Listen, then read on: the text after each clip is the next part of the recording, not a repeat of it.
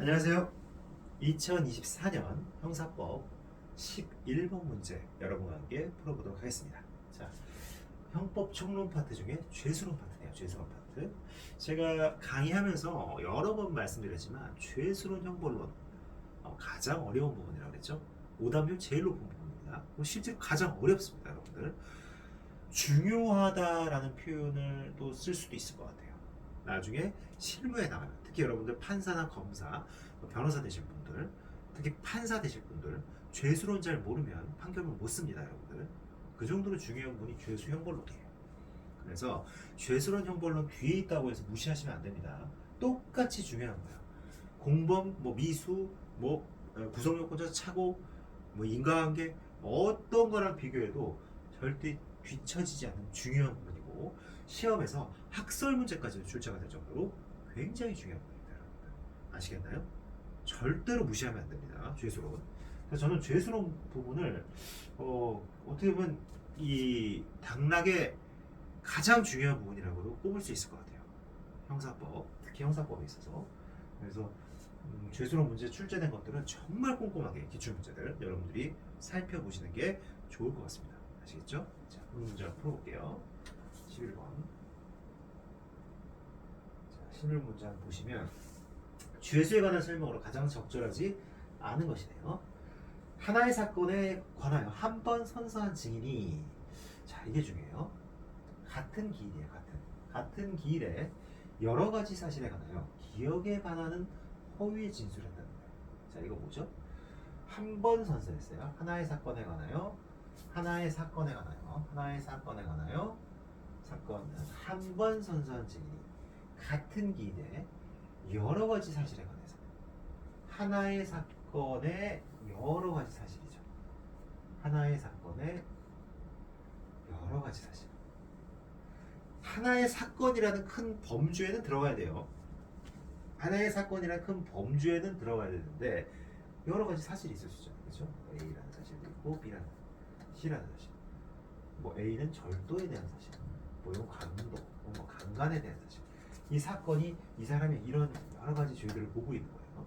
근데 어떤 5월 3일이라는 어떤 기일날 나와가지고 이런 사실에 관해서 기억에 반하는 짓을 했을 때, 자 이랬을 때 이거 각각을 전부 실체적 경험으로 와서 위증죄 인정할까요? 아니죠. 같은 기일에 하나의 사건 여기에 방점을 둬야 돼요. 따라서 포괄을 하여 일죄 이렇게 봐야 돼요. 포괄하여 일죄. 포괄 일죄가 성립한다. 이렇게 보시는 게 좋을 것 같아요. 아시겠죠? 그 다음 두 번째. 한 개의 행위가 서로 다른 둘 이상의 구성 요건을 실현하는 경우에는 상상적 경험 맞아요. 근데 한 개의 행위가 동일한 구성 요건을 2회 이상 실현하는 경우에는 상상적 경험이 성립하지 않는다. 그렇죠. 이건 이제 맞는 얘기고. 자, 한 개의 행위가 동일한 구성. 예를 들어서 하나의 행위로 문서 위조죄 볼까요? 문서를 위조했어요. 문서를 위조했는데 연명자가 B야. 연명자. 이 문서에 연명한 사람이 B야. 한 번 위조하는 걸로 두 가지 똑같은 죄가 성립할 수 있잖아요. 그죠?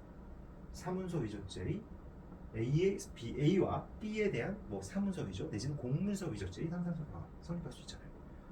틀렸죠? 세 번째. 조금 약간 허무하죠? 주식회사의 대표이사가 타인을 기망해서 그 회사가 발행하는 신주를 인수하게 한 후, 그렇죠? 타인을 기망해서 회사가 발행하는 신주를 인수하게 했어요. 그리고 그로부터 납입받은 신주 인수대금을 보관하고 있던 중. 그로부터 납입받은 신주 인수대금을 보관하고 있어. 그럼 이제 신주 인수대금이 회사에 들어왔단 말이에요. 회사에 들어온 거죠. 일단 사기를 쳐서 신주 인수대금을 회사로 꽂게 만들었어요. 일단 기망행위가 있었던 거죠. 근데 그 신주 인수대금을 보관하고 있다가 횡령을 했어. 그럼 신주 인수대금을 횡령한 행위는 사기죄의 불가벌적 사후행위라고 보기 어렵죠. 회사를 상대로 회사가 소유권을 가져야 될 신주 인수대금을 횡령해버린 거잖아요.